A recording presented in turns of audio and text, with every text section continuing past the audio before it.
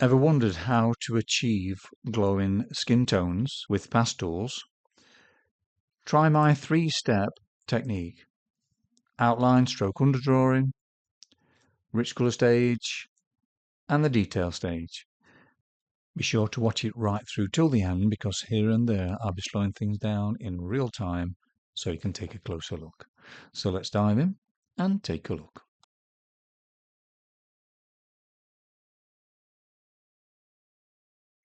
Going to use a quarter grid again, just to make it sort of straightforward for you.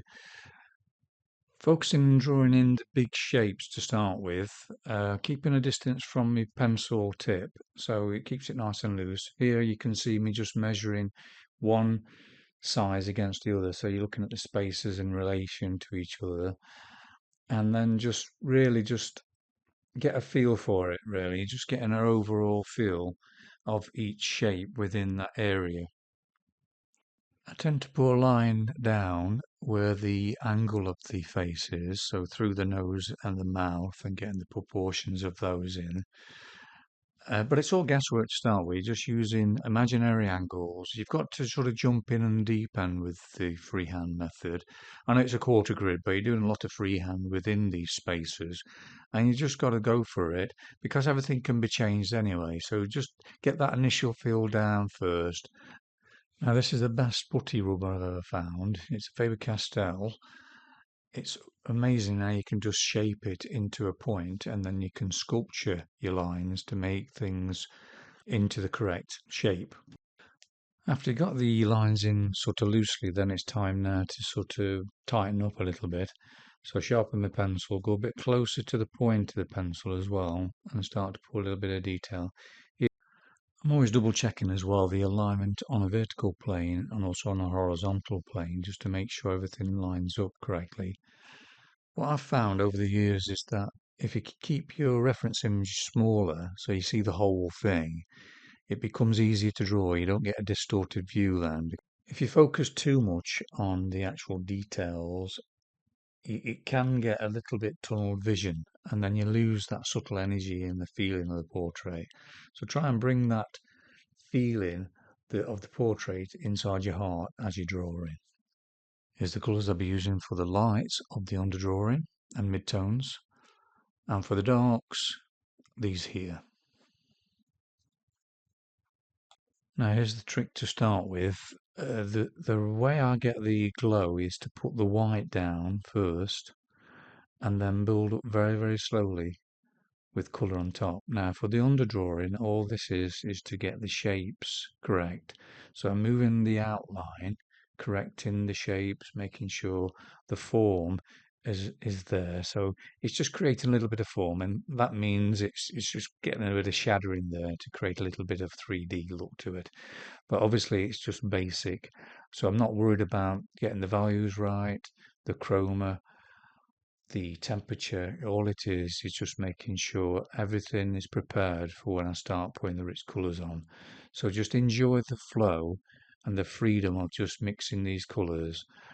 Now for the underdrawing, I'm not using black, I'm using brown and blue for the dark areas in the pupil, and orange and blue for the white of the eyes. But here you can see I'm using red, yellow ochre, and then you put in your white over the top of that to create a little bit of texture.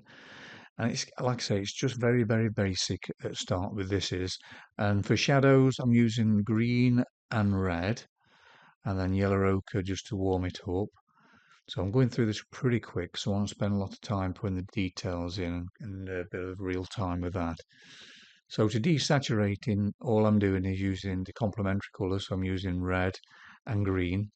If anything is a bit warmer, I'm using yellow ochre with it. And if it's cooler, use a bit of blue. Now in the lips here, I'm using green and red to create shadows. Here again, just using that white just to get that sort of texture in there a little bit, and also to create a little bit of form. Getting it in nice and loosely, getting a feel for the portrait as well. So I'm drawing this from inside my heart. I'm not tunnel vision. So I'm just really enjoying the freedom of just expressing how it feels and how the person feels. using again brown and blue just to create those basic shadows to start with. Now the colours for the rich colour stage, these are Caran d'Ache brand I use. The Conti Paris range and the Carbothello range. Starting with the rich colours, it's all about getting a sort of a blocking in again, but more of a richer colour. So I'm using this light flesh from Caran d'Ache first, just to create a sort of richness, and then glaze over them with the vermilion. I'm using yellow ochre and green in the shadows there, and the red, and then just going over then with the pre-mixed colour. So it's just a case of just experimenting at first. Now I'm putting a bit of lemon yellow in, which is a little bit of a tip to create the glow. Anything that when you want to glow, just add a little bit of lemon yellow to it. Now I'm using vermilion here with the yellow ochre and then white, which is the Faber-Castell white. Now that's just the same as those pre-mixed colours, because all they are is just a different variation of those colours in different tones. So you can actually mix your own. So I tend to use something that is similar, like those mixed colours first, if it needs it, and then just glaze over with the colours that makes that pre-mix, if you like. So if you know how to mix these colours, it becomes easier to get the subtleties. If you're enjoying this video, why not subscribe? It's absolutely free, and then you're sure not to miss any of my future videos. Using brown for the eyelashes there. They're not really dark. It's not a very dark picture, really. It's a low-key reference image. So keeping things nice and subtle. Slowing it down to real time so you can see how I'm doing this. You know, it's very, very subtly done. Putting the white, the Faber-Castell white, just tinting the colours I put in previously, but small circles. You're creating your texture with your white, and then you're glazing over them with your red, yellow ochre, or whatever is needed. Just adding the rich colours over top of what I've done with the underdrawing. Makes it easier when you've done your underdrawing because the colours flow more when you use this Caran d'Ache on the top. Then using a pink white here just to create a lighter tone. And then for the shadows, or the subtlety of the shadows, I'm using green and red. I'm using a cold red for the deeper shadows here. Gives it more depth. For the teeth, I'm just lightening it up first, and then just glazing over that then with orange and blue, which are complementary. It makes nice greys. So warmer greys use more orange, cooler grey use more blue. Just like to take this opportunity to thank all my Patreons for all their wonderful support every month. I can't thank you enough. It means the world to me. If you're considering joining me on Patreon and would like the benefit of longer, slower and more in-depth videos, please check out the link in the description below this video. Most of the videos I'm putting on there now are all in real-time audio, real-time video, so you get a real taste of how I create these portraits. So if that interests you, please check out the link after you watch the video. Now to blend things and to get rid of a little bit of graininess that pastel mat sort of creates, is to use one of these cotton buds and just to lightly go over it and small circles and just to soften everything. So don't press on too hard, it's very lightly done. Now for the shadow areas in the cheek there and on the side, I'm using a lot more blue here just to create more of a purpley reddy colour and getting that subtle sort of feeling of a reflected light onto the skin there.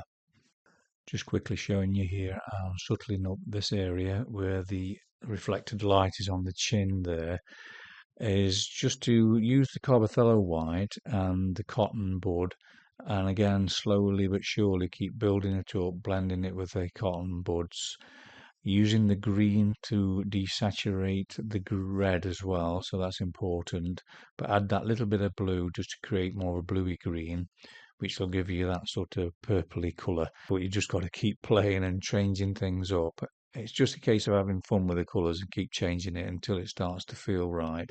It will look a bit grainy to start with, but your perseverance is the key really with this. Just got to keep building it up. Keep changing the lights, changing up different areas until it starts to feel right. If you're enjoying this video, why not give it a like and share it with your friends? It would mean so much to me as this would help the channel to grow.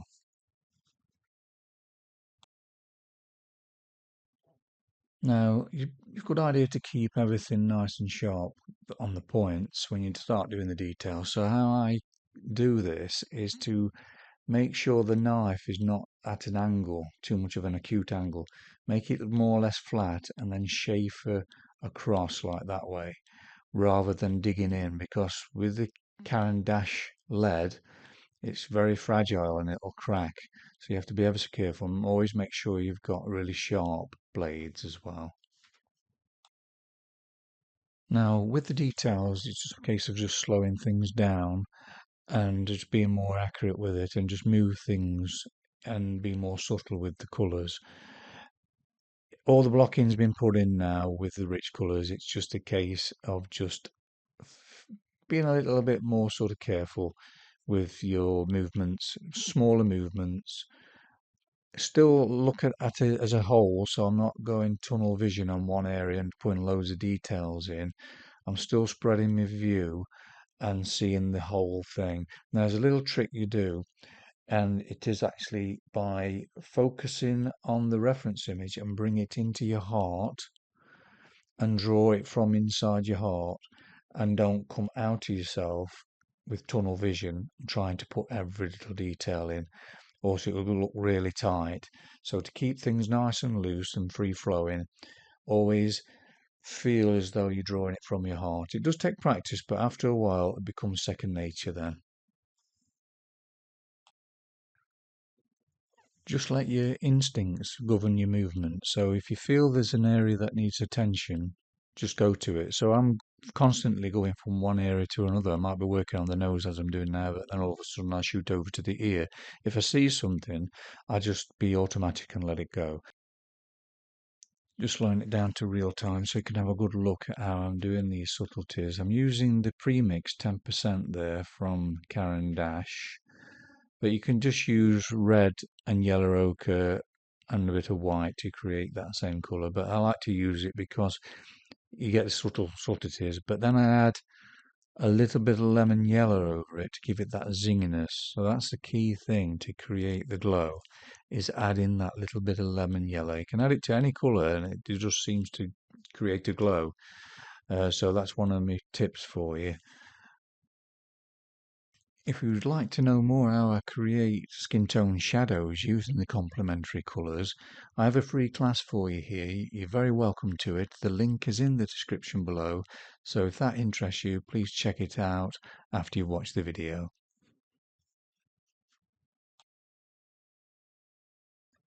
Now you have to put the pigment in there first, so it's a lot darker when you first put it in, but then you go over with a white to create texture, then glaze again, and white to create texture using green to desaturate it.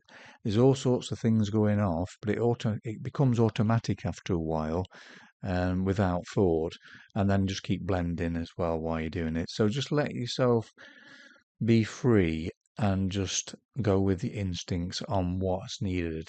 You'll get to know, you'll get like a feeling, oh, I better put a bit more red in here, then add a bit of green. And it's just like automatic after a while without any thinking at all. Just slowing it down to real time so you can see how I'm doing the white of the eyes. So I'm using the blue first, just to get that correct colour. And then adding a little bit more highlight in there to freshen it up with the Faber-Castell white, and then desaturating that blue in areas with the orange, which create perfect grace for the white of the eyes. And it's a case of just working on both eyes really, just to make sure they're both balanced up. Then this is a great tool to have, the colour shaper. Just dab in with that, and then just putting a little bit of darker here. But now I'm putting a little bit more burnt sienna in there just to warm it up, because ginger hair. Again with the colour shaper, just Dab, dab, dab, and just keep wiping the tip of that colour shaper as well. It's a silicone tip, but if you keep it clean, it don't sort of get grubby then. It just keeps things nice and clean. So get a habit of just wiping it every time you make a mark, after every mark. And it's case just balancing things up. Always work on both eyes at the same time and just getting that sort of feel right. Just keep looking in the mirror at this time as well, just making sure everything seems okay. So if you look at it from a different angle for reflection of the mirror, you can always take a photograph with the camera, see how it looks, and then it brings out imperfections that need working on. So I tend to do that when I'm start working on the details. But there's a lot more detail to be put in this, but that will all happen after I've got the hair in and the clothes in. That'll be the next video. Well, that's the end of part one. Thank you so much for watching it right till the end. I really appreciate it. If you did enjoy it, please give it a thumbs up and share it with your friends. It will mean so much to me, as this will help the channel to grow. It's been an interesting one to do with the low-key, not very dark shadows. Be interesting when I've got everything else in there and I can just add that little bit more balance. Any questions at all, please leave a message in the comment section below this video and I'll get back to you as soon as I can. In the meantime, if you would like to see any more of my work, please check out this video here. Take care, bye.